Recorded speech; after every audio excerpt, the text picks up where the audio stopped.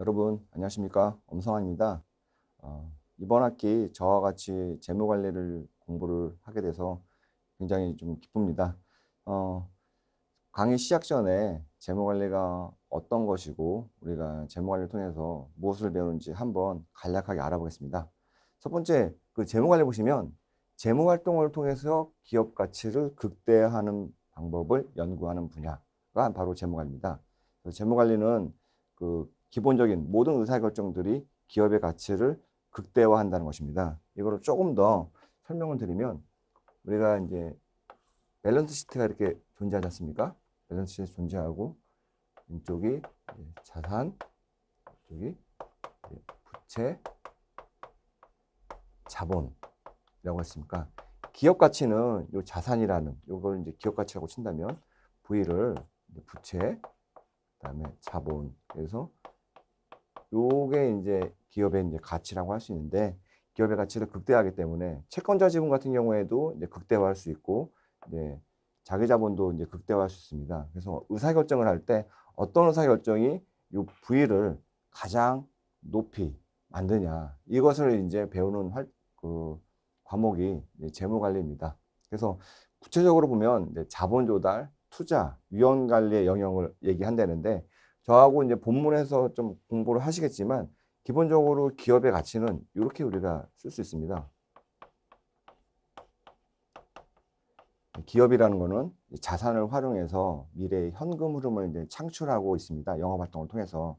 그런 문제는 이제 그런 현금 흐름이 확실하냐, 불확실하냐의 차이가 생길 수 있는데, 미래의 현금 흐름은 항상 불확실합니다. 그래서 이 현금 흐름을 리스크 대비. 그래서 현금 흐름이 증가하면 기업의 가치도 같이 증가하는, 얘가 증가하면 같이 증가하는 이런 활동을 하고, 예를 들어 리스크가 감소하면 기업의 가치도 증가하고, 리스크가 증가하면 기업 가치는 감소하는, 이런 리스크는 역의 관계가 있습니다. 역의 관계가 있고 양의 관계가 있고 정의 관계가 있고, 그래서 이러한 현금 흐름과 리스크에 대해서도 공부를 합니다. 그래서 자본 조달, 투자, 위험 관리 영역인데, 자본 조달, 투자, 위험 관리면 투자라는 거는 우리가 어떠한 자산을 구입하느냐가 결정하는 겁니다. 그래서 이런 투자 의사결정, 어떤 자산을 구입해야 될까라는 의사결정을 배우는 거고, 이 자산을 구입하기 위해서는 자금 조달이 필요합니다. 그 자금 조달은 크게 채권자한테 조달하느냐, 주주한테 조달하느냐, 그래서 어떤 방식으로 조달하고 누구한테 얼마큼을 조달해야 하는지를 배웁니다. 위험 관리는 전반적으로 기업을 운영하다 보면은 예상치 못한 외부 위험 같은 것들이 존재합니다. 그래서 그러한 위험에 대한 리스크 매니지먼트가 좀 필요합니다. 단기 유동성 관리라든가, 아니면 기업이 노출되어 있는 이자율 관리, 그다음에 환염에 대한 통제, 이런 것들을 이제 배웁니다. 그래서 크게 보면은 재무 관리는 어떻게 보면 이제 기업 재무라는 게 있습니다. 기업 재무가 일반적으로 우리가 이제 CFO, 최고 이제 재무 의사결정 임원이 하는 활동이고, 그다음에 투자론, 이게 일반적인 이제 재무관리 부분이고, 나아가서 이제 파생상품, 이렇게 보면 됩니다. 그래서 요 기업 재무 쪽은 주로 이제 자본 조달, 그다음에 이제 투자 관련된 영역을 공부하고, 투자로는 투자지만 사실은 위험 쪽에 많이 치우쳐 가지고 이제 공부를 하게 됩니다. 파생상품은 선물 옵션이나 이런 것들을 배우지만, 이런 것들은 어떤 방식으로 리스크를 해치할 수 있는지, 활용할 수 있는 방법을 배웁니다. 이 세 가지 영역을 전체 우리가 재무관리라는 본 강좌에서 배울 부분들입니다. 재무관리가 개설되어 있는 학과들은 전국의 모든 경영학과에서는 재무관리가 다 개설되어 있습니다. 재무관리는 경영학과의 전공 필수 과목으로 이제 개설되어 있고, 대체로 2학년 때, 2학년 1학기거나 좀 늦은 학교들은 2학년 2학기 때 이제 개설되어 있습니다. 어떤 학교들은 재무관리를 이제 한 학기의 과정으로 이제 구성되어 있는 학교도 있고, 어떤 학교들은 재무관리를 두 학기의 과정으로 구성되어 있는 학교가 있습니다. 지금 저와 같이 이제 공부할 강좌는 한 두 학기 정도의 재무관리라고 생각해서, 재무관리에 대한 깊이 있는 이론부터 시작해가지고 기본 지식들을 다 같이 공부할 예정입니다. 그 재무관리가 좀 포함된 시험도 있습니다. 가장 대표적인 시험이 이제 공인인계사 2차 시험에 별도의 재무관리 시험이 있습니다. 그래서 이런 시험도 있고, 이제 경영지도사 2차 과목도 있고, 투자자산 운용사, 금융투자 분석사 같이 이제 전문적인 투자, 이제 증권 관련된 금융자격증에도 재무관리가 꼭 기본이 되는 이제 과목입니다. 그래서 여러분들이 본 과정을 학습하신다면 이렇게 향후에 이러한 이제 시험을 자격 시험을 준비하는 데 있어서 좀 도움이 될 거라고 생각이 듭니다. 자, 재무관리 학습 내용 한번 볼까요? 이 부분들이 전부 다입니다. 첫 번째는 화폐 시간가치입니다.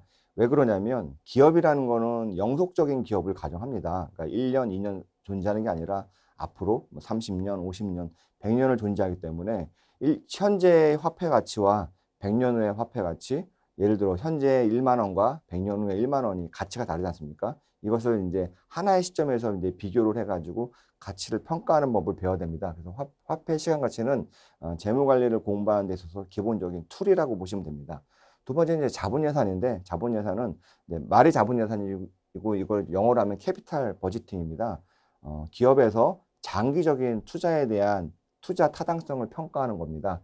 투자 타당성은 이제 캐시플로우, 현금 흐름뿐만 아니라 밑에 있는 위험과 수익률, 그러니까 투자에 따른 위험에 대한 평가도 같이 이루어집니다. 그래서 이 두 과목을, 이 두 부분을 합쳐가지고 우리가 이렇게 갈 수 있죠. 기업의 가치는 캐시플로우하고 리스크인데 이것의 미래에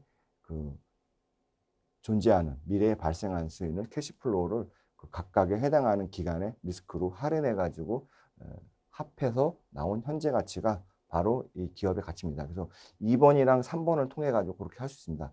자본 조달은 아까 전에 이제 보셨다시피 재무 상태표가 있으면 요 자산은 어떤 투자를 하냐라고 이제 결정되는 거고 여기는 이제 부채가 있고 이제 자기 자본 있지 않습니까? 그래서 요런 우리가 이제 투자에 필요한 자금을 조달할 때 부채로 조달할지 자기 자본으로 조달할지에 대한 의사결정을 배우고 어떤 방식으로 조달하는 게 가장 저렴하게 자본을 조달하고 그다음에 다른 부채나 자본을 조달함에 있어서 이제 부작용이 가장 덜 나면서 기업 가치를 가장 높일 수 있는 방법인지를 이제 알아보는 겁니다. 그래서 여기서는 대표적으로 MM 이론이라는 것을 좀 배울 것입니다. 마지막으로 선물 옵션 가격 결정 및 응용은 선물 옵션의 실제 가격을 어떻게 결정하고 이런 것들이 재무 활동에 있어서 어떻게 이제 쓸 수 있는지 예를 들어 대표적으로 이런 거죠. 전환증권이라는 게 있습니다. 전환증권은 어떤 거냐면 일반적인 사채에다가 부채에다가 주식으로 전환할 수 있는 옵션이 부여됐습니다. 그럼 전환증권의 가치를 평가하는 거는 재무관리에서 굉장히 중요한 토픽입니다. 그러면은 사채의 가치는 미래에 발생할 수 있는 현금 흐름을 현재 가치로 굉장히 좀 안정적으로 현금이 발생하거든요. 그래서 이런 것들은 우리가 쉽게 계산할 수 있습니다. 문제는 이 전환권, 주식으로 전환할 수 있는 이 옵션의 가치가 얼마냐. 이거는 주식으로 전환될 수 있는 확률에 따라서 달라지고 전환될 때 얻어질 수 있는 금액에 따라 달라집니다. 이런 것들을 이제 평가하는 방법이 옵션의 가격 결정 모형을 통해서 평가합니다. 선물 역시 선물이라는 것이 어떤 계약을 통해서 미래의 수익이나 이런 것들을 서로 이제 교환하는 건데 이런 교환했을 때 이 선물의 가격을 어떻게 측정하고 선물을 통해서 우리가 어떤 방식으로 기업 활동에서 위험 관리하는지를 배우는 겁니다. 국제재무관리라고 그다음에 M&A는 좀 재무관리의 스페셜 토픽이라고 할 수 있는데 현재 이제 이 5번까지는 국내에서 어떤 특정한 나라 안에서만 이제 기업 활동을 한다고 가정했습니다. 국제재무관리 부분에서는 이제 외국과의 거래, 다국적 기업 이런 것들을 가정하기 때문에 환위험 관련돼 가지고 이제 그런 부분들도 이제 고민을 해야 되고 M&A는 이제 재무관리 한 부분으로서 이것도 스페셜 토픽이라고 할 수 있는데 기업을 인수합병할 때 도대체 얼마를 주고 인수합병해야 되는지 인수합병하는 이유가 무엇인지 이런 것들을 이제 기업 재무 입장에서 알아보는 내용을 배울 것입니다. 자, 그다음 또 보시죠. 그래서 본 강의 구성은 이제 1번은 재무관리 기초지 않습니까? 그러니까 재무관리를 왜 해야 되는지 그다음에 재무관리를 하기 위해서는 기본적으로 회사의 기업의 재무제표에 대한 이해가 필요합니다. 그다음에 할인율, 차익거래.